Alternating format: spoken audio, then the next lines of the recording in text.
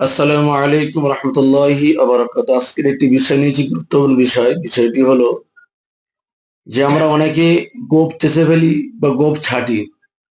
আসলে ছাঁটাটা কি, কি রূপ ছাঁটা দরকার, আমাদের কতটুকু বড় রাখা দরকার, কতটুকু ছোট রাখা দরকার, সে বিষয়ে আলোচনা। গোঁফ ছাড়ার বিষয়ে বা গোঁফ ছাড়ার সুন্নত বলা হয়েছে।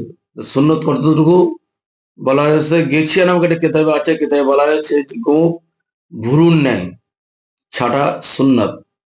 এবং আরেকটি কেতাবে বলা হয়েছে, মুজতাবা কেতাবে এটা বলা হয়েছে যে গোঁফ এমন ভাবে ছাড়ো যেন ঠোঁটের উপরে বা ঠোঁটের আগার বরাবর যেন বেশি না হয়, ঠোঁটের যে মাথার মধ্যে থাকে, এটিকে সুন্নাত বলা হয়েছে।